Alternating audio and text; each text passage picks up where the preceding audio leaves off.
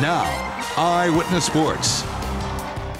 If the Fairfield American Little Leaguers want a spot in the U.S. semifinals at the Little League World Series on Thursday, they must win 3 games in a row beginning this afternoon versus Nebraska. Fairfield lost its opener to California back on Thursday. Different story today.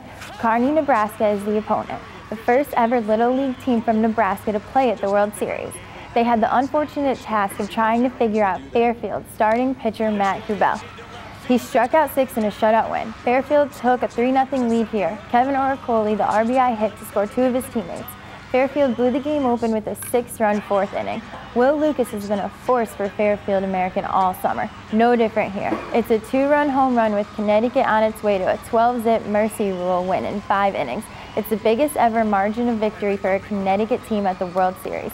They'll play another must-win game on Monday. Milford American Legion Post 196 put together a 10-game unbeaten streak to win the state tournament, then the Northeast tournament. That landed them one of 8 spots at the American Legion World Series in Shelby, North Carolina. Today, though, their season came to an end with a 4-0 loss to Lakewood, California. Milford was held to just 3 hits. They finished the season with a record of 28-8, bowing out of the double elimination World Series with their 2nd loss in as many days.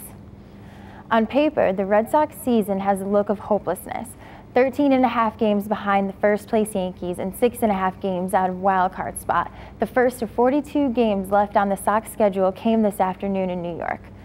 Bobby V and the Sox look to bounce back from last night's loss. In the top of the first, with a runner on, Adrian Gonzalez drives one over the fence and left. Red Sox lead 2-0. New York's bats stay quiet until Curtis Granderson wakes them up with a solo shot. Yanks are down only 1.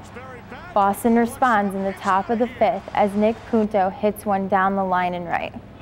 Andrew Jones can't come up with it cleanly, chasing it into the corner. Pedro Siriaco to score from first. Red Sox lead 3-1. That would be all they need, thanks to John Lester. 7 innings, 5 hits, 4 Ks.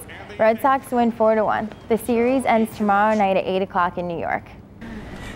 24-year-old Cheshire resident and heart transplant recipient Colby Salerno was on the field before today's game, recognized by his favorite team, the Yankees. As part of Organ Donation Awareness Day, Colby had a photo op with Yanks manager Joe Girardi and was presented with a jersey. He spent 166 days in Hartford Hospital before leaving in June with a new heart. The Mets will try to even up their series with the NL East leading Nationals tonight. New York lost in D.C. last night 6-4. Mets starter Johan Santana was responsible for all the runs in the loss. He gave up a grand slam to Michael Morse and then a 2-run shot to Bryce Harper. Santana has not looked good since throwing that no-hitter back in June, losing 7 of 10 decisions since then. The Giants and Jets will play their annual preseason contest tonight at MetLife Stadium in East Rutherford. Both teams lost in their preseason openers last week. This will be the first time that new Jets backup QB Tim Tebow plays in front of the home crowd, and one of his wideouts could be Antonio Cromartie, a starting cornerback expected to get a look at wide receiver. The Patriots don't play another preseason game until Monday. That's when they host the Eagles. They have an 11-day gap between exhibition games. Then it's 3 games in 10 days to finish the preseason. With a team like Philly, you know, they have a lot of different weapons, so we feel like it's a good opportunity for us to go out there and just get better, you know, play well out there and execute the things we've been working on. The Sun, back in action tonight, hosts the New York Liberty at Mohegan Sun in Uncasville. This is the 2nd game back for the Sun since the Olympic break. On Thursday night, Connecticut lost to the Liberty in New York 77-66. Tip-off just after the top of the hour. You can check it out live on CPTV Sports. That will do it for Eyewitness Sports. I'm Taylor Knight.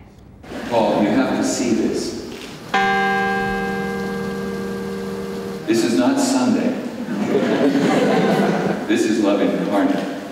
Sacred Heart head football coach, 51-year-old Paul Gorham, was welcomed back to campus yesterday with a church service and reception.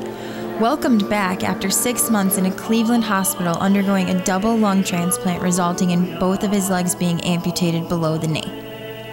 I never thought I was going to die. I didn't see all the stuff my wife saw and some of my close friends that were out there when I was unconscious. But in my mind, I never thought, this is it. Just couldn't believe that something like that could happen. And there was a lot of disbelief, but at the same time, there was just, you know, I know Paul and I know how strong he is. that I really felt that he was going to get through this. Longtime friend and Brown football coach Phil Estes drove Gorham home to Cheshire in an RV from the Cleveland Clinic. For us, it was that moment to see him and his wife embrace. It was perfect. Gorham isn't quite ready to take on the head coach position for this season. He says he sees himself back at it for 2013, but for now, will help his team out in any way possible. I'm off by a month and 6 weeks from being ready to go for this season. The best thing for the kids is to let Coach Nofri run the show and, have him to go to. Gorham, recently fitted with prosthetics, is overwhelmed by the support he's received from the Sacred Heart community. Sacred Heart has always stepped up when people are in a time of need, and they're certainly showing the true colors right now. September 29th will be another emotional day for Sacred Heart. The football team will play its first home game against Central Connecticut State University. Reporting from Fairfield, I'm Taylor Knight.